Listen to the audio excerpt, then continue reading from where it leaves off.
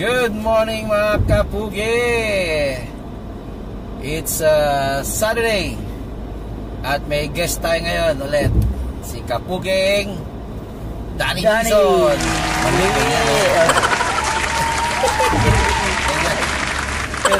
Hey! Okay Kapugi, dahil birthday ni Dane nung May 1 at magiging birthday ni Mami sa May 8. Mami Elizabeth Dizon, no? Para silang May, isa-celebrate namin sa Diaspora Farm and Resort, no, Dad? Farm Resort. Farm Resort. Kasama rin birthday ni Derek doon, April, no? Si Mami Carol, March.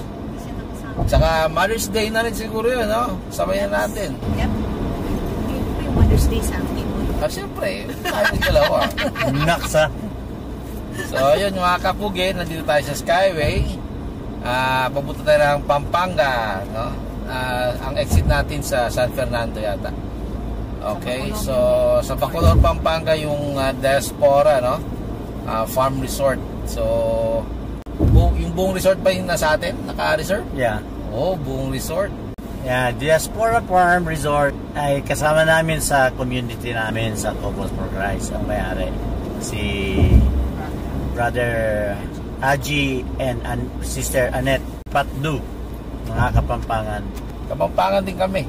Di Dizon, kasi Kapampangan yung kilala yun sa Pampanga mga Dizon. Pero taga Mindanao kami. Anyway, Kapugi, so mamaya ulit, no? I-feature natin yung resort nila, no? Alright, so see you later mga Kapugi.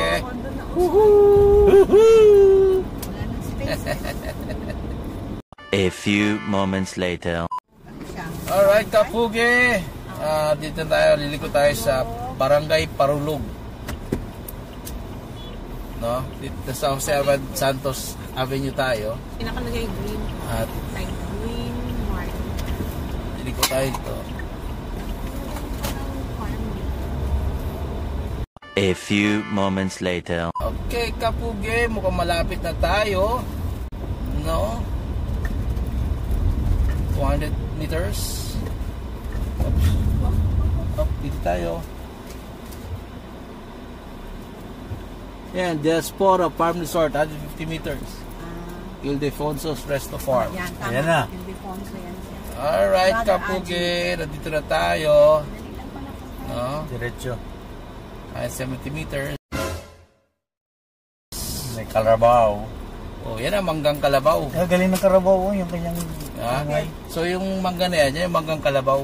kasi nandiyan yung Carabao. Oo. Ito yung kaya gano'n tinawag nila. Doon lagi nag-stambay yung mga Kalabaw. Ba't kayo daw sa ilalim ng mangga? Kasi daw, ang kalabaw, Doon sila. hindi. Baka daw mangitim. Nakakantok daw. Nakakantok Kaya pag daw. ikaw daw na sa ilalim ng puno ng mangga, antukin ka daw, Antukin ka daw. makakatulog ka.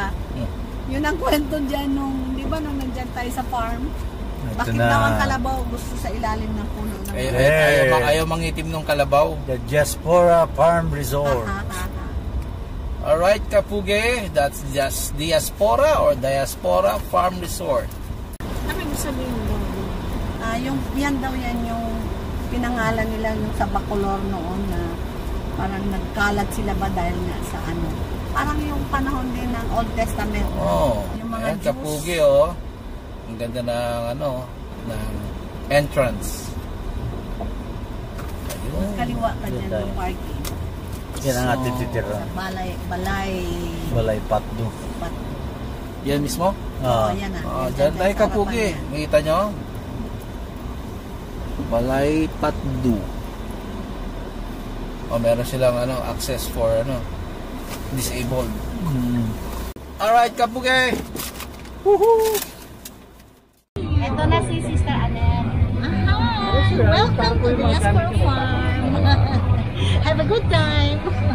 Under the sun.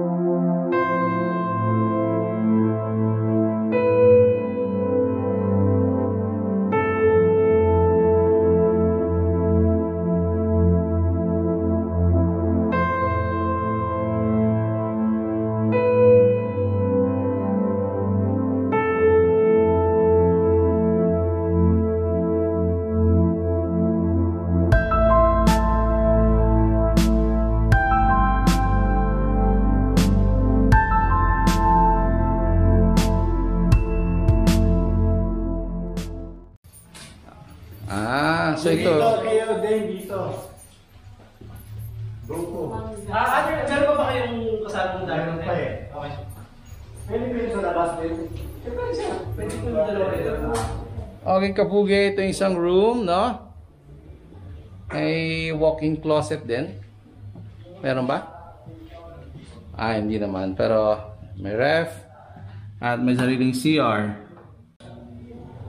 Ayan, kapugi. Ito yung sa CR niya.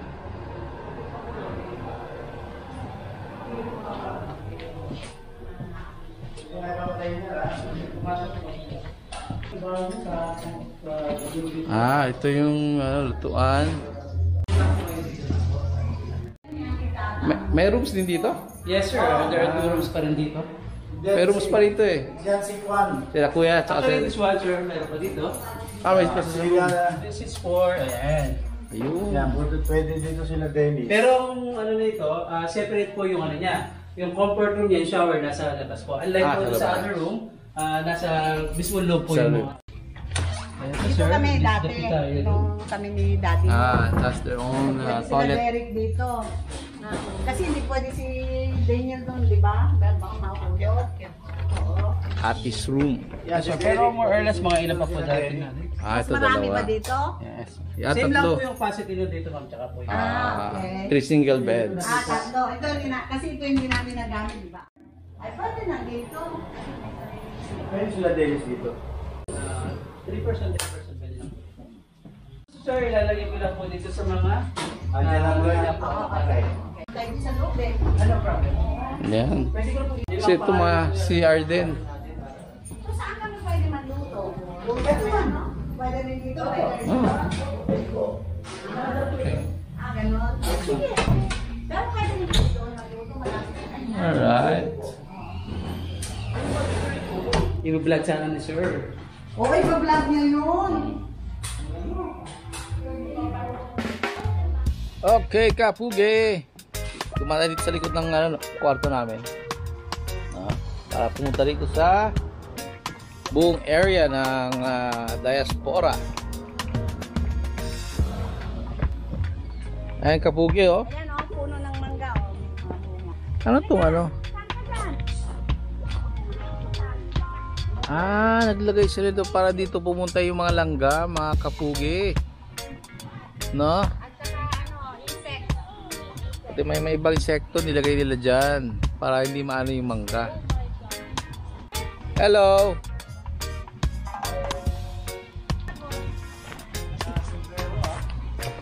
Kay mami to eh.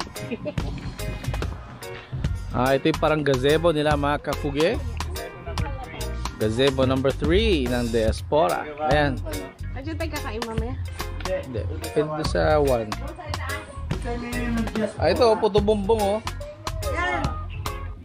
Gumawa kami dito minsan ng, ano yan? Palitaw. Pero gumamit kami ng, ayun, oh. Yung grinder. Yung meaning niya, miss the movement of the people away from ancestral homeland. Typewriter. Dito tayo. Can I say hi? Gazebo 1. Yo, what's up?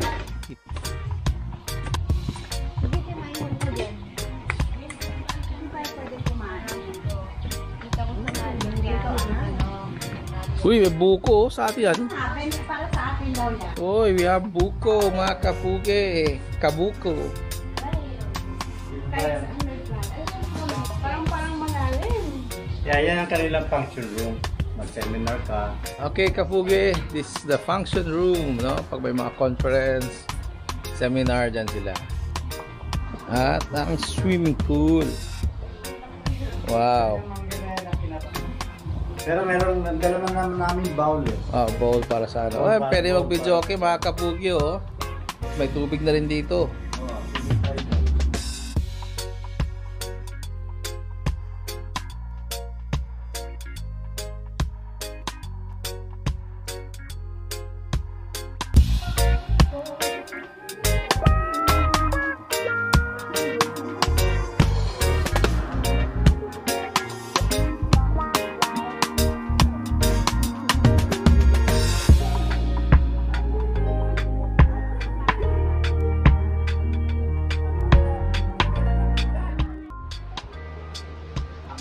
Happy birthday to you. Happy birthday to you. Happy birthday, happy birthday. Happy birthday. Happy birthday to me. Dandy boy. Ang dulo mo. And Carol. September pa ako. Where's Carol? Ay, sa Carol! Dali! Ay! Guys, no, nandito na pala si Princess. Happy birthday! Tingnan ko mo ng fire. Okay na. Yan na. Eat. Wow! Let you push. What is that? Say hi. Hi. Early the next morning. Good morning mga kapugi. It's almost 7 o'clock in the morning. At tulog pa yung iba. At ito sila daddy. Hello. Ano pa? Kapugi. I'm right. Kapugi. Si Auntie Tata. Kapugi.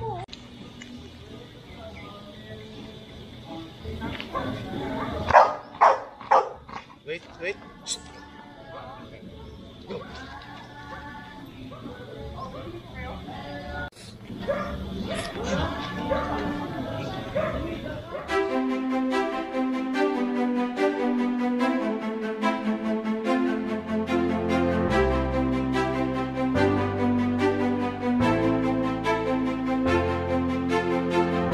Diaspora Farm Resort is a farm tourism site found in Bacolor, Pampanga, holding interactive farm tours that is perfect for families, kids, and barcadas. It has overnight rooms and accommodations, a lap pool, function hall, and open areas for other activities. Diaspora Farm Resort is also a great venue for rustic-themed garden weddings and reception.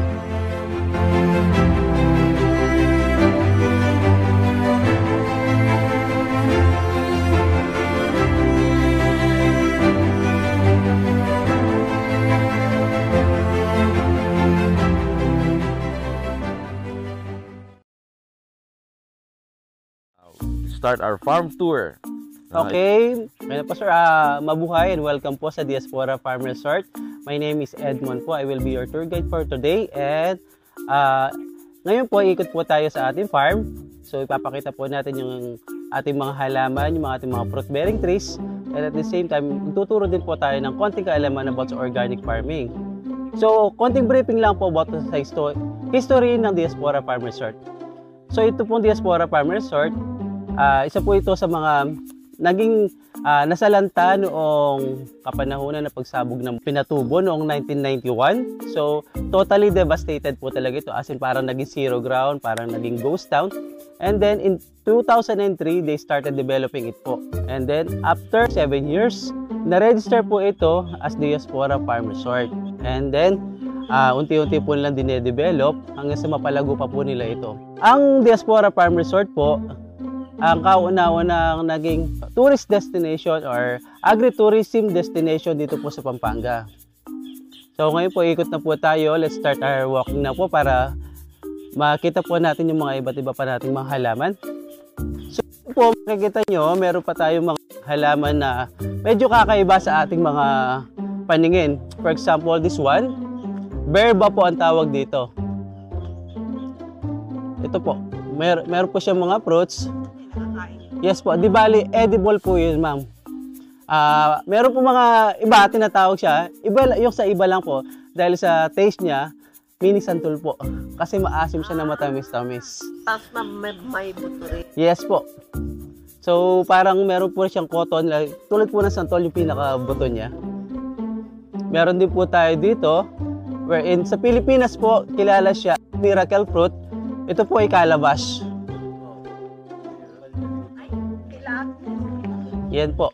Di bali ang ginagawa po dyan, kinukuha po yung pinaka laman niya sa loob, tapos pinapakuluan, ginujuicing po. Yung pinaka-juice po niya yung ginagawa nilang food supplement po pa talaga. Paano yan siya malaman mo matured na? Actually, ma'am, ito ready for picking na po talaga. Aabot po kasi talaga siya lang. Medyo matagal po yung season na bago talaga mag-mature po. Di bali meron na rin po kaming mga nakuha dito, ma'am, na ibang mga fruits. Pero po kasi talagang mga mga puno ng calabash na talagang hitik po sa bunga. As in parang suha din po pag nagbunga siya na marami rin po talaga siya. Meron pa po, ito po yung mga puno natin wherein they called agoho. So ito po talaga yung pangalan po niya, yung mga puno natin na malalaki na to, agoho tree po. Yes, ma'am. Agoho Beach Oak, Australian. Ito po yung mga ibang tawag pa. Yung mga familiar names sa iba't ibang lugar. Ito po palang Diaspora Farm Resort ay pag-aari ni Ma'am Annette Patdo at ni Sir Ajay Patdo. Wherein ang kabuuan lupain po nito is 3.5 hectares po. Meron po kasi tayong mga dragon fruit area doon wherein included na po yun sa ating farm area. And then dito naman po, ito po yung mga Carabao mango natin. Actually sir, yung mga mango natin, dahil lang nagkaroon siguro tayo, ito lang on my own opinion sir. Kasi sa Pilipinas marami po tayo mga Carabao. Ito lang para sa akin pero i-search pa natin yan para malaman natin sa expert paano nagkaroon ng Carabao mango. Almost po ng mga mango, hindi po native sa Pilipinas. More on India po talaga sila. So dito po tayo, diretso po tayo para makita natin yung mga puno natin sa likod. Bakit maraming ganito? Mga puno ninyo. So ito po, makikita nyo, ito ay mga insect traps. So pero po silang nilalagay wherein meron po nabibili online, parang amoy punong insektong babae. Lahat po na natatrap dito, mga male po na insekto. Kasi yung po nga, yung nilalagay dito is parang amoy ng insektong babae. So na-attract po yung mga lalaking insekto. So yung pong mga lahat po na nakatrap dito, lalaki po. So ang ano po kasi ma'am, pinaka-purpose po na para hindi na po sila makapag-produce pa, makapag-mate po sa mga babae. So ito pa po yung mga Carabao mango natin. Ready for picking na rin po itong mga mangga natin. And then they are naturally grown po, wala po tayong mga pesticides or mga chemicals na ginagamit para mapabunga at mapaganda po yung bunga ng ating mga mangga.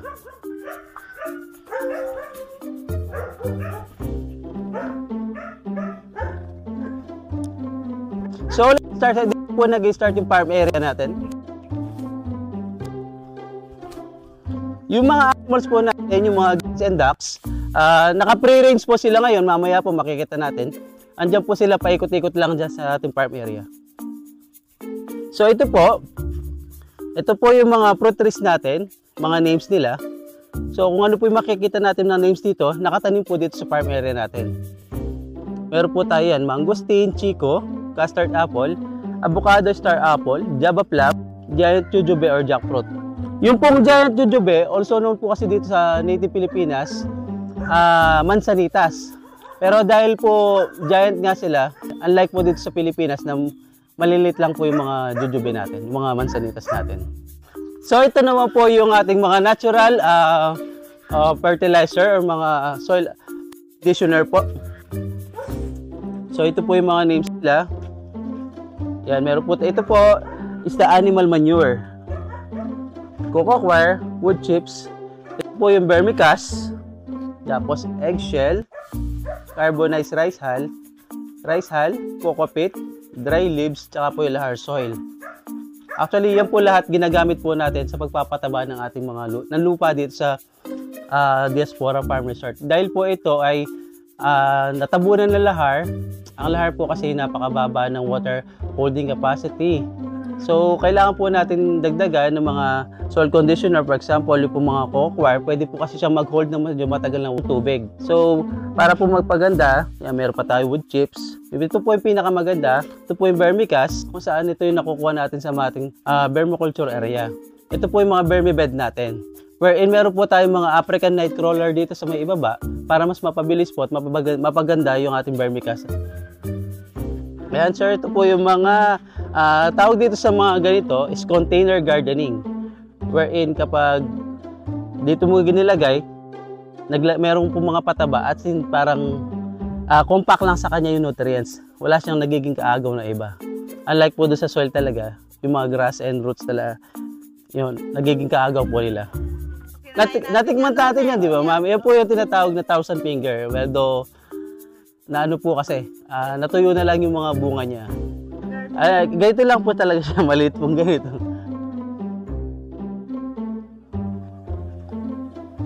Kasi tulad nga po na nasabi nung nakaraan, meron po tayong parang komisary ng contest dito.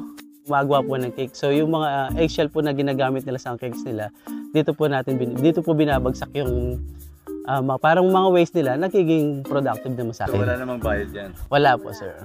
Masaya na sila at may napapagtapunan sila. Yes po, totoo po yun. At least po hindi sila nagtatapon kung saan-saan lang. So ito po yung mga halaman natin, sir. Mga avocado, yes, langka po. Tapos, yan, sir, dito yung mga natural farm inputs. Ito, sir, ito yung mga natural farming system. Kung paano tayo nakakagawa. Ito yung mga procedure. Nakakagawa ng FFJ or fermented fruit juice, seedlings, fish amino, and FPJ. Hindi po siya Fernando Po Jr. Fermented plant juice po yan. So, yun po, dito tayo gumagawa. Nag-game back.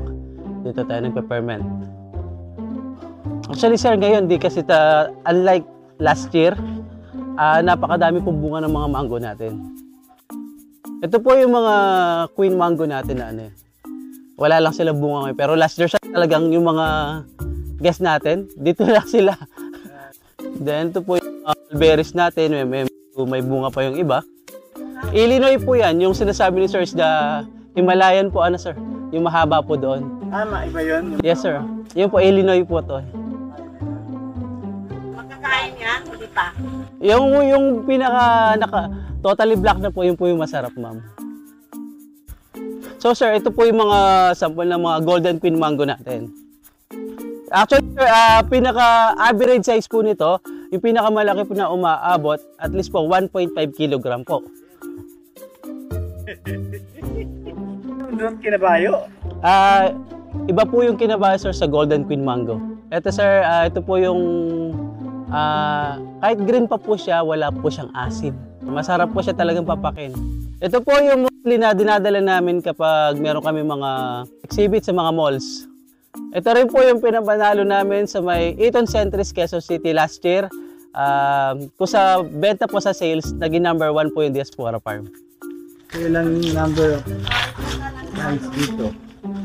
Di bali all in all, sir, kung isasamahin po, pero po kasi tayo Millennium, Florida Mango, Golden Queen Mango, Carabao Mango, Kinabayo, at Millennium, sabi ko na yun.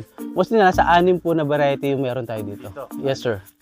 Kasi doon daw sa Bataan, parang 15, sabi nito. Yes, sir. Ang pinaka-last po na nakita kong pinatanim po ni sir doon is the Miyazaki. Miyazaki, Japan? Yes, sir. Miyazaki Mango. Ito po yung parang yung po pinakamahal na mangga na nagtatanim sa Japan. So, sinubukan po nila magtanim doon. Sir, dito yung mga kawayan natin. So, ito na po yung pinaka-boundary ng ano natin. Itong irrigation na to. This is irrigation from NIA. Yan po yung pinaka-boundary ng lupain ng Diaspora Farm Resort. Ito, sir, itong puno na to, ano ko lang din. Ito yung baobab. Hindi na lang visible yung name niya. Pero ito po yung African tree na malaki. Ito po yung maabot ng, yung malaki po siya, parang ano siya. Ito po yan. Yan po yung itsura niya pag lumaki siya. Ito po yung binubutasan ng mga African sa loob. Ang ginagawa po nila, pero kasi siyang, nagpo-produce po kasi siya ng natural water. So parang nagiging well po nila. May nag-iimbakan ng tubig, nakakuha sila ng fresh water sa loob po ng katawan ng baobab tree. Yes, sir. Ikot pa tayo para makita rin natin. Alam ko sa mga mangga natin dito na maliliit, yung mga bagong variety, wherein Australian peach mango po yung mga variety na meron tayo dito. Yes, sir.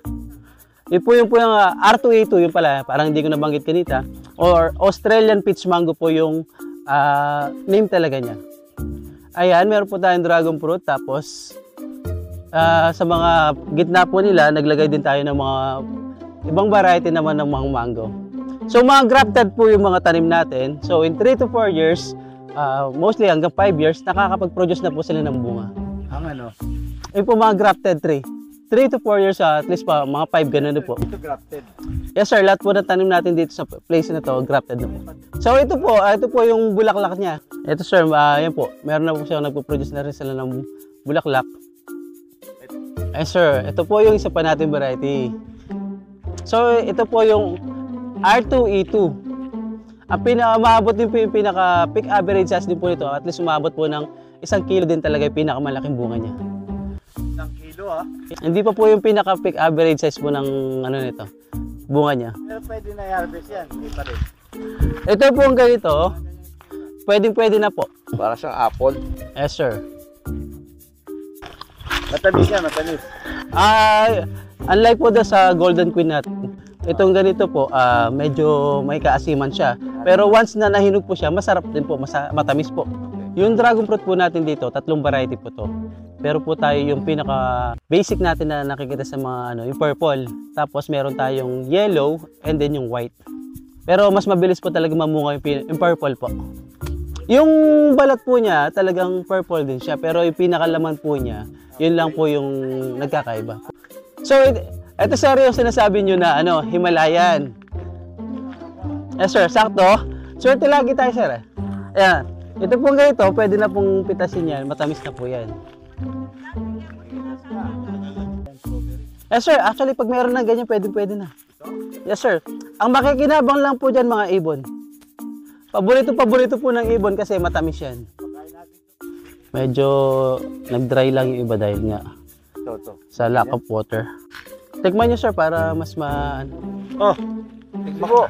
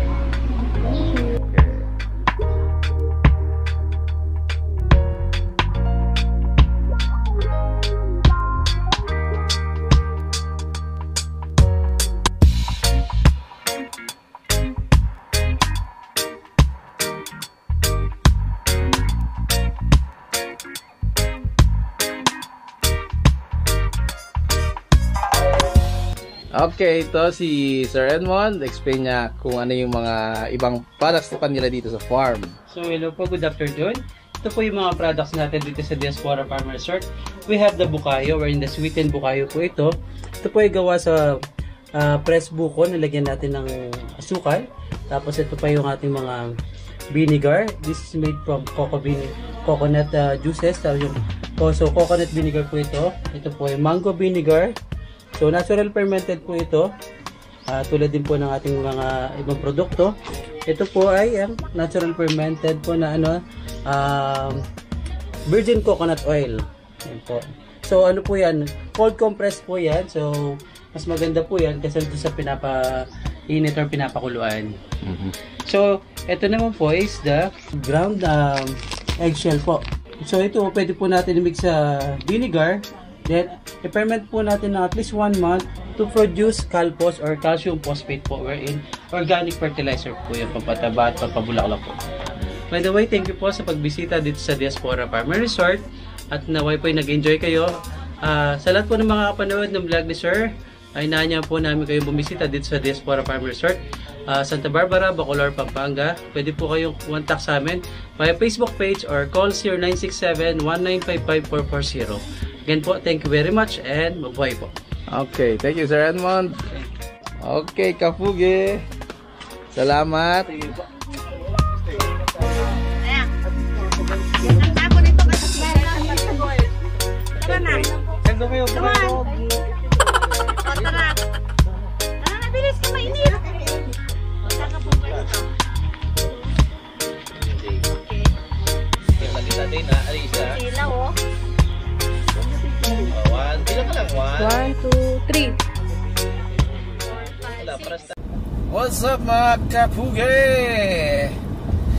Ibang katabi natin ngayon ang ating Sexy. Makikita na ni Daddy. So hindi na si Daddy yung ating kasama ngayon, no? Katabi natin dahil nandun sila kanila Derek. Nakasakay sila sa sasakyan ni Derek. Si Derek at magalit kay Mami at kay Daddy, pati Candy kay Tata. Alright Kapugi, so tapos na tayo dun sa ating celebration ng birthday ni Dane, ni Mami. Although kay Mami May 8 pa siya, si Dane naman May 1st. At hinapol din kay Mami March 18.